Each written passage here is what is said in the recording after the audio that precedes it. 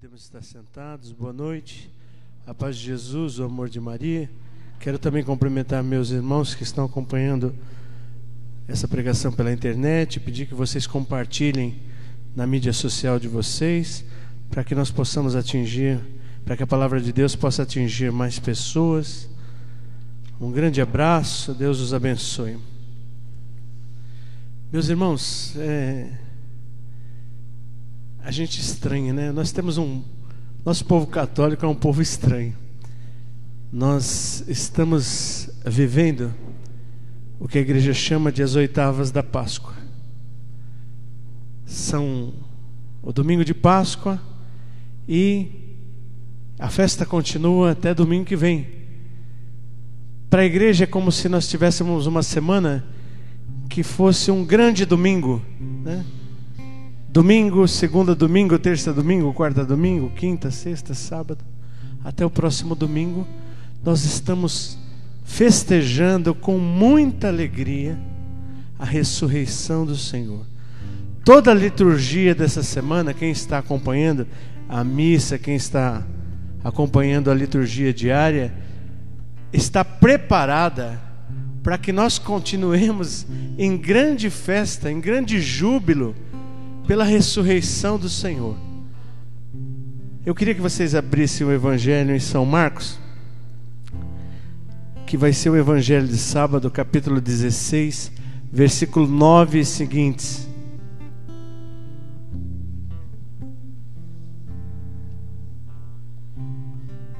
É impressionante o poder de síntese do evangelista Marcos. Capítulo 16, versículos 9 e seguintes. Amém?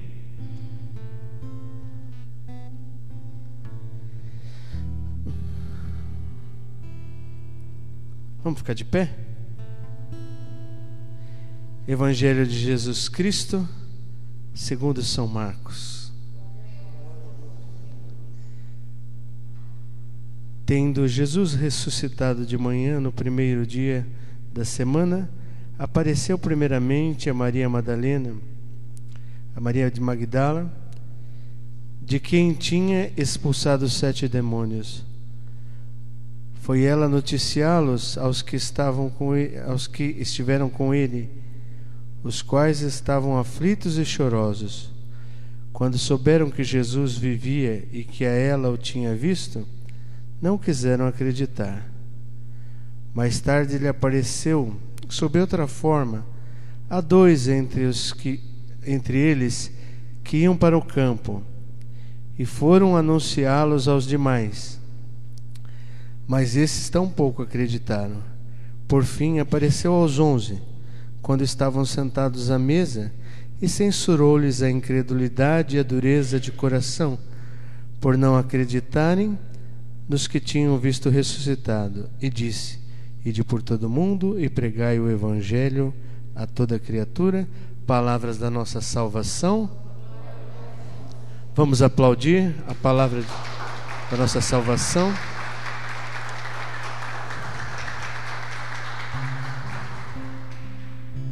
Incrível, né? O poder dele de sintetizar tudo que a igreja está falando essa semana. Segunda-feira nós vemos que Mateus conta do versículo, no capítulo 28, versículo 18 ao 15, a aparição às mulheres, né?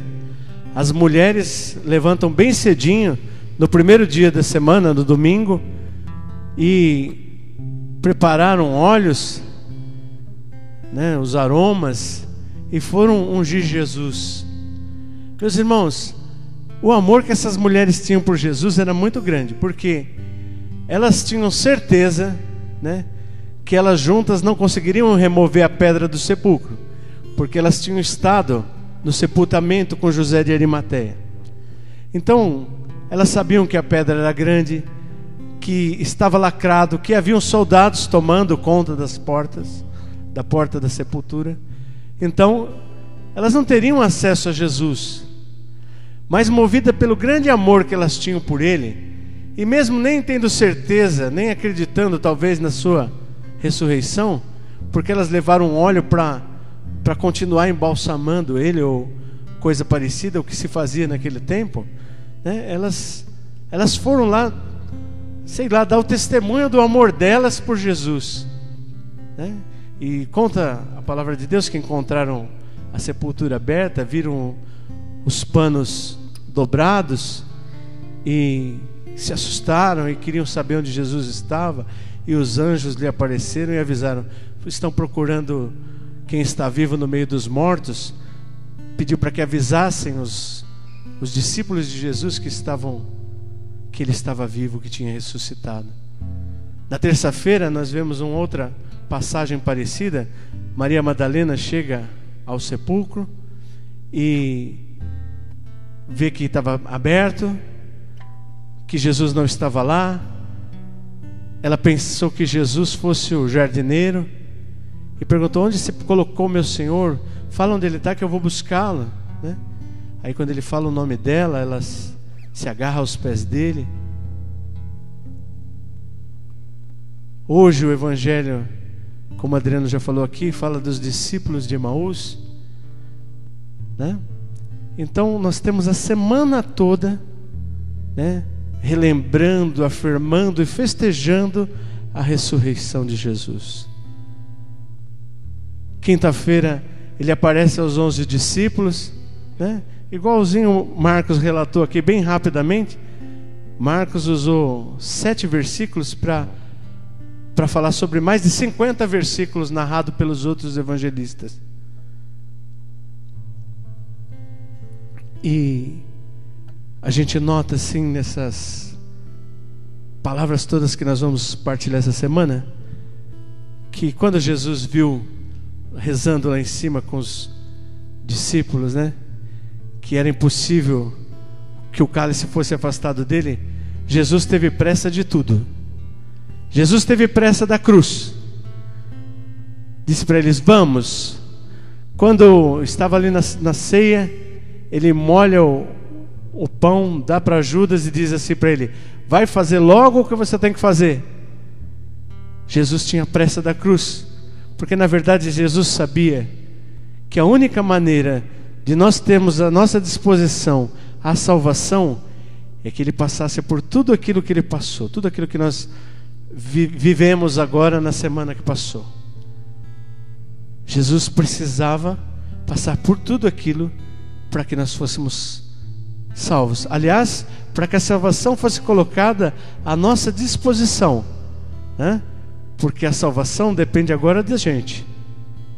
Nós estivemos juntos aqui, alguns de nós, numa pregação do Moisés, acho que foi em fevereiro, em São Bernardo, que ele colocou assim maravilhosamente como ele via que a salvação está para nós. A salvação está para nós como a nossa maior riqueza. Aquilo que mais grandioso que alguém podia dar para você, que o presente maior, mais belo, você já recebeu. Você já tem ele nas mãos. Gente, ele usou um acontecimento. Em dezembro passado, no final do ano, nós tivemos a maior mega-sena de todos os tempos, que foram divididas em 5 ganhadores. Parece que o prêmio foi alguma coisa de 80 milhões para cada ganhador. E 4 ganhadores foram retirar o dinheiro. E até agora o 5º ainda não apareceu. Tem 4 pessoas, meus irmãos, aí que estão vivendo, né, desfrutando de uma riqueza enorme, né? 80 milhões é dinheiro para não conseguir acabar, né? Não tem cartão de crédito, não tem mulher gastona que dê jeito no dinheiro desse. E um que está milionário também, talvez esteja vivendo na miséria. A salvação que Jesus conquistou para nós e teve pressa disso, já está à nossa disposição. Falta nós irmos resgatar ela, fazermos o que é da nossa parte para que a salvação chegue até nós. Meus irmãos, Jesus também teve pressa. Ele desceu da mansão dos mortos, fez logo o que tinha que fazer lá, entendeu? venceu a morte e voltou depressa. Eu acredito, sinceramente, que 00:01, Jesus já tinha 1 minuto de ressuscitado. Acho que ele ficou ali passeando no Getsemane ali, esperando, será que não vem ninguém? Porque ele tinha pressa também, meus irmãos, de restabelecer o coração daqueles que acreditavam nele. Dá para ver isso porque ele aparece para as mulheres, aparece para Maria Madalena. Ele segue os 2 discípulos de Emaús que estavam indo embora reclamando da vida, um contando para o outro que eles já sabiam. Está vendo o que aconteceu? Jesus chega por trás deles e pergunta: o que vocês estão conversando nesse caminho? Eles olham assustados e falam: você é o único forasteiro que não sabe o que aconteceu em Jerusalém? O nosso mestre, que era grande em palavras e obras, foi morto pelos sacerdotes, pelos magistrados, foi crucificado. Nós tínhamos certeza que ele era aquele que ia libertar Israel. Tem mais, hoje já é o 3º dia. Algumas mulheres nos deram um susto, falaram que encontraram a sepultura aberta, que viram ele, mas os nossos foram até lá e ninguém viu ele. E Jesus fala: como vocês são tardos, como falta a vocês inteligência. E desde Moisés, e passa por todos os profetas, e conta tudo para eles do que as Escrituras diziam de Jesus. Eles ficam apaixonados pelaquela palavra. Não deixa o Jesus embora. Jesus disse que ia continuar a caminhada. Não, fica conosco. Já é tarde, já a noite, é perigoso andar no deserto à noite, fica conosco. E aí eles vão reconhecer Jesus realmente, os seus olhos são abertos a hora que Jesus parte o pão. Talvez, meus irmãos, a nossa situação, e por isso nós estamos com poucas pessoas aqui hoje, e ontem na missa tínhamos poucas pessoas, e o padre disse para nós que segunda-feira ele celebrou para quase ninguém na paróquia também, Nossos irmãos estão como os discípulos de Emaús, ainda não estão reconhecendo Jesus. E eu quero dizer para vocês, meus irmãos, que talvez o lugar onde nós precisamos estar mais assiduamente na nossa vida, para que nós possamos reconhecer Jesus, é diante do altar, na hora em que Jesus é dado para nós, corpo, sangue, alma e divindade. Disse um teólogo para mim, para o Márcio e para o Emerson, a semana retrasada, na quinta-feira, que a Eucaristia é para nós, cristãos modestos, para a gente não dizer cristãos de meia pataca, porque quando nós nos comparamos àqueles santos que tinham uma intimidade tremenda com Deus, que ouviam a voz de Deus, a gente tem que se reconhecer muito pequenininho, Quando a gente olha a gente e compara com o mundo, fala: nossa, estou bem, estou indo na igreja, tenho quase que comunhão diária, estou lá no grupo de oração, que beleza, Mas quando nós nos comparamos com o Padre Pio, Santa Teresa d'Ávila, São Tomás de Aquino, nós vemos que nós não somos nada. E ele disse uma coisa que confortou meu coração, que a Eucaristia é um amplificador de sinal, porque nós não escutamos bem os sinais de Deus, e a Eucaristia abre esse canal de comunicação entre nós e Deus. Ele dizia assim: os cristãos da primeira morada, aqueles cristãos do começo do caminho, da primeira caminhada, do começo da jornada, que somos nós, porque nós estamos nessa categoria de cristãos, estamos um pouco longe desse sinal e precisamos de algo que nos amplifique o sinal. E a Eucaristia, que é Jesus vivo, corpo, sangue, alma e divindade, é esse amplificador de sinal para nós. Nós precisamos, meus irmãos, receber a Eucaristia com muita atenção, com muita devoção, com o coração aberto. Eu tenho insistido com vocês nas minhas pregações porque eu estou vivendo isso aí. Se vocês repararem, eu não canto mais o canto de comunhão, embora fosse até um dever de Estado meu, mas eu tenho aproveitado para escutar o que os grandes santos da igreja dizem da Eucaristia. O Adriano postou essa semana que passou lá no Face, na nossa página do Face do Alegrai-vos, uma pequena palestra do Padre Paulo Ricardo, que é muito ilustrativa a respeito disso, que por favor, vocês que têm essa possibilidade, assistam. Ele fala sobre o que nós precisamos viver na hora da Eucaristia. Meus irmãos, quando você comunga, se você comunga só no domingo uma vez, os 10 minutos depois da Eucaristia são os 10 minutos mais importantes da tua vida.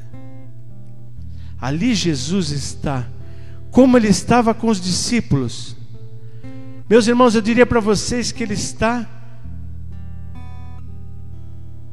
mais intimamente ligado a nós. Márcia, vem cá. A distância de Jesus daqueles discípulos, por menor que fosse, podia ser essa. Quando nós recebemos, obrigado, Marcinha. Quando nós recebemos Jesus, Jesus está dentro de nós, pleno, todo. Por isso esses 10 minutos, meus irmãos, desculpa falar, mas não é hora de ver gente dançando, não é hora de bater papo. A entronização é entrar dentro de você mesmo,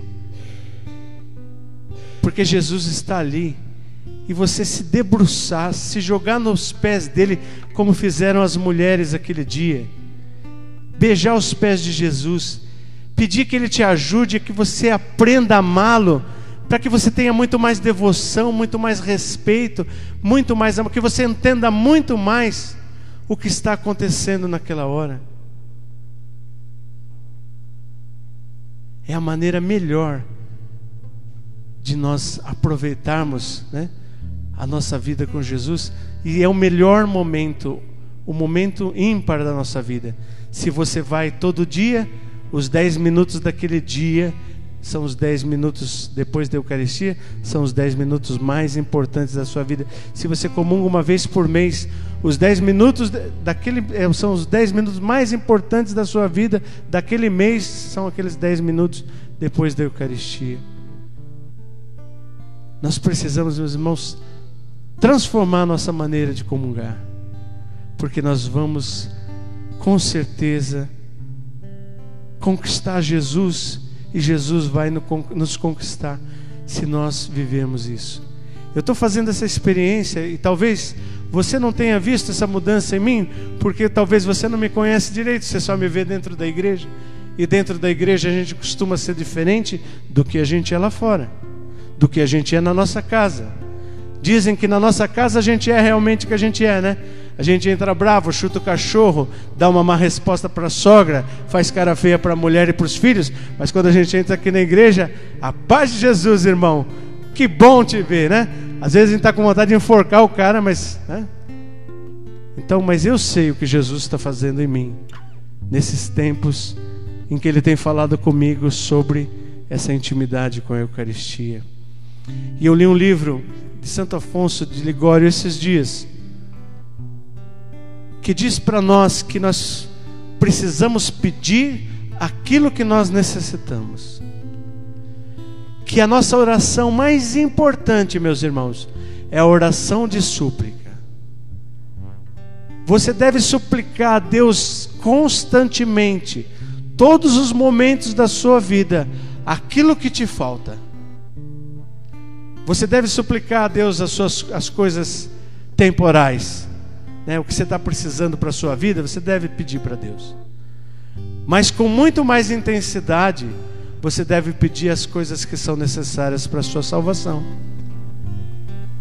Se te falta devoção à Eucaristia, ajoelhe-se e suplique a Deus devoção pela Eucaristia. Se te falta perseverança na oração, na busca da palavra, se você não tem coragem de ler um livro espiritual porque você é preguiçoso, como eu fui muito tempo da minha vida, peça a Deus que tire de você a preguiça. Meus irmãos, Jesus nos ensina que nós devemos ser insistentes para pedir. Diz a passagem do juiz iníquo que aquela viúva ia todo dia diante do juiz, que aquele juiz nem ligava para ela, e era um cara meio perdidão na vida, mas ela ia lá e suplicava: faz-me justiça, faz-me justiça, faz-me justiça. Até que um dia, só para não ver mais a cara dela, ele fez o que ela queria e se livrou dela.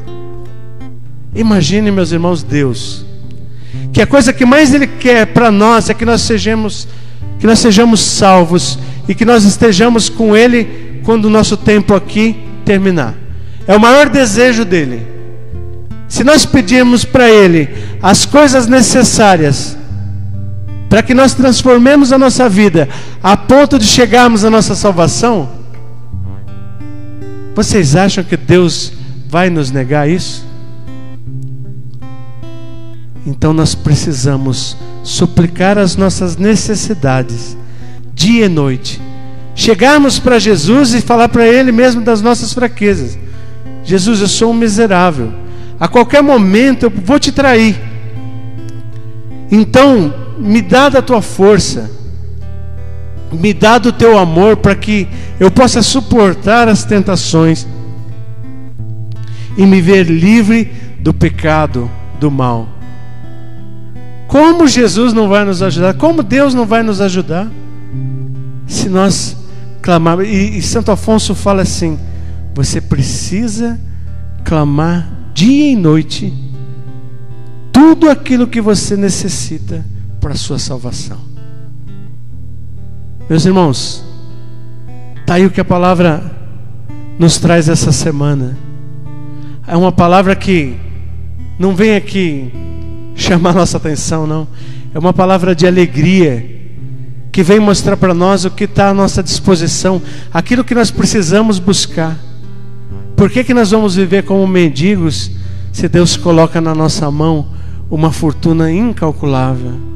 Por que nós vamos viver como pobres miseráveis, nos arrastando no meio do mal, da lama, do pecado, se Deus tem para nós aquilo que é de melhor? A liturgia dessa semana devia ser vivida de uma maneira, meus irmãos, que nós teríamos filas e filas aqui para comungar na terça-feira. Essa igreja estaria lotada, o povo estaria vivendo essas oitavas da Páscoa como viveu a ressurreição. Meu medo é que eles voltem para a mesma vidinha, né? E continuem como se essa Páscoa, como se essa Quaresma não tivesse feito nada na vida de nenhum deles. A minha esperança, meu irmão, é que essa pregação traga para nós, né, disposição de continuarmos vivendo a ressurreição de Jesus todos os dias da nossa vida. Que ela traga para nós força, desejo, coragem, e que nós nos coloquemos diante de Deus, que nos humilhemos pedindo para Ele tudo aquilo que é necessário para nós, para que nós alcancemos aquilo que é a única coisa importante das nossas vidas, a salvação. Amém? Vamos ficar de pé?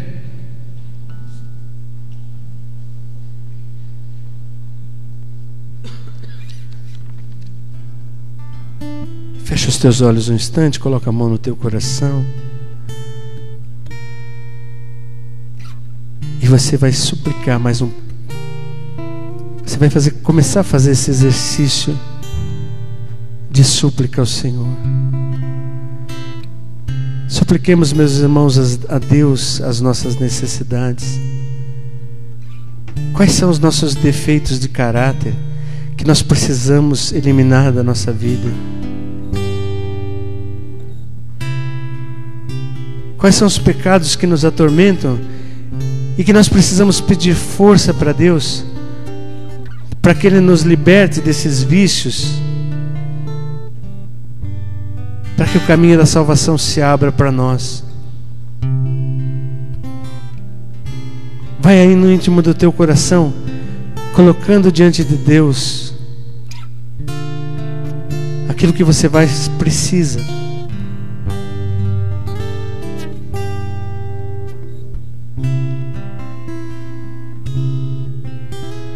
Toca no Senhor Jesus essa noite com o teu amor. Toca no Senhor Jesus.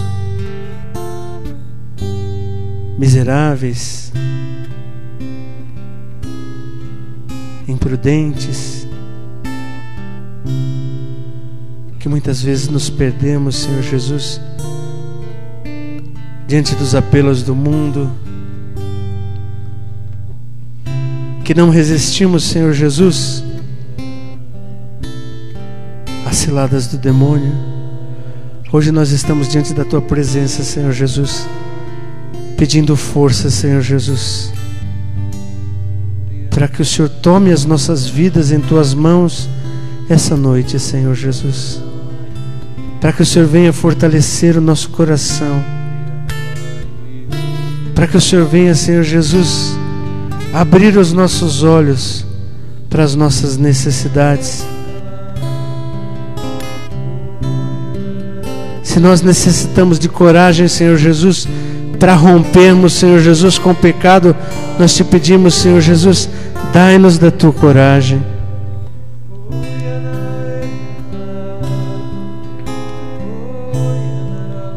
Dai-nos, Senhor Jesus, humildade, Senhor Jesus, para nos reconhecermos, Senhor Jesus, fracos e sabemos que somos totalmente dependentes, Senhor Jesus, de Ti.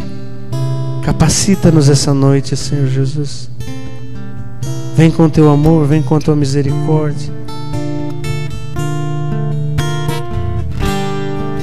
Como aquele publicano, vamos dizer ao Senhor: tem piedade de mim, tem misericórdia de mim, que sou pecador, que sou fraco.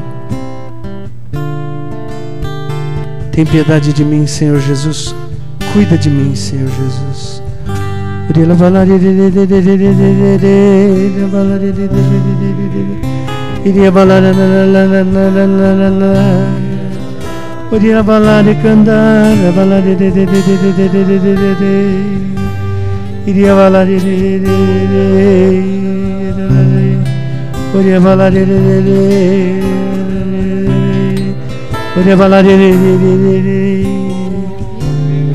Restaura minha vida essa noite, Senhor Jesus, derramando sobre mim o Teu Espírito Santo. Mais uma vez nós clamamos, Senhor Jesus, repousa sobre nós o Teu Espírito Santo essa noite. Vem, Espírito Santo, vem, Espírito Santo sobre nós.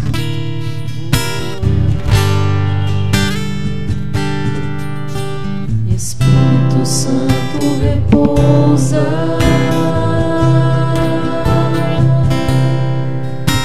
Espírito Santo repousa. Vem, Espírito Santo, sobre o Teu povo, Senhor. Vem, Espírito Santo repousa.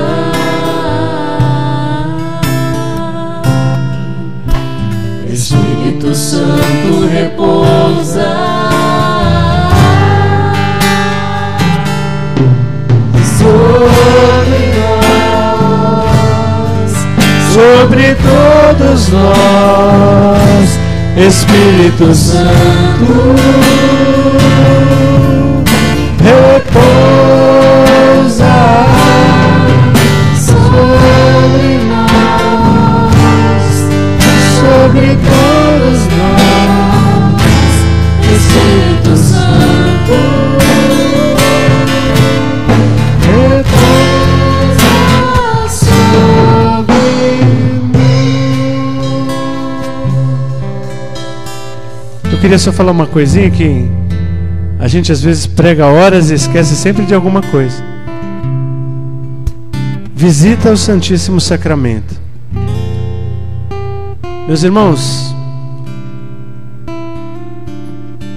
o mais longe quem mora aqui em São Paulo de uma igreja deve morar uns 2, 3 quilômetros. Quando a gente dá uma volta na cidade, a gente tropeça nas igrejas. Quando a gente vai para o trabalho, volta,